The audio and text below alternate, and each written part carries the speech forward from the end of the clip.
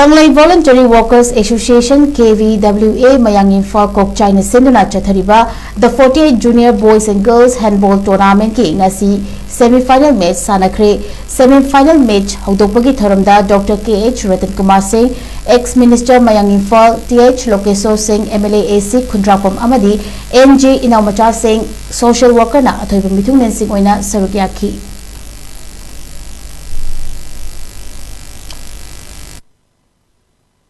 Manipur si huzik yang tandu leda dawa sahi ahum lom akoi hena atati mate akoi warga le bhai batai ngasi bawda akoi chinga tamga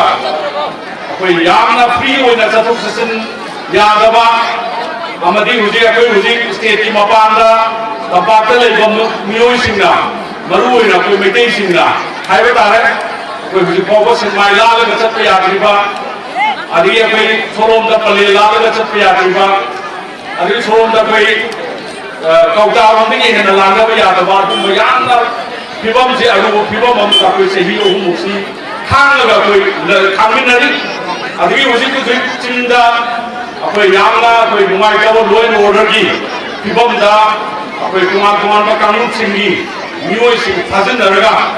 कोई उसे खादोर तबा उसके इसकी हुई बा अदुमाइना कोई सी लोइन ऑर्डर से कोई मपुंग पाना कोई लेगी तब दम लोग यार ना कोई भी कभी है कि कोई क्यों तो कोई बाहर था ऐना की फिबम दल लेवा जब चाना कोई भी सरकार अपने जो की माँ की तबम तो में आम से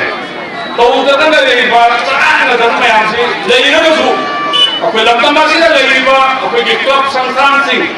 तुमान बस सिविल सोसाइटी ऑर्गेनाइजेशन सिंह एनजीओ सिंह माइग्रेंट सिंह छात्रों हरुण सिंह मधुका कोई सी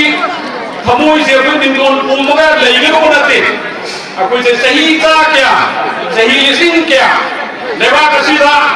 कोई के अल्लामन सिंह लाइव प्रवई पाई को सिंह कोई से ना का स्केल में थमंबा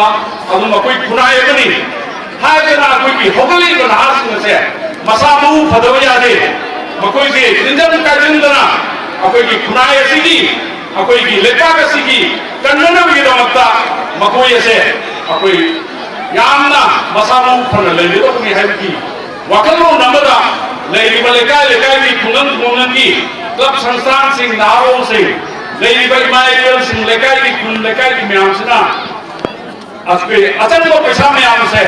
मसी मसा की युद्धों को दिखाएगा मधुरा पे फुन खबर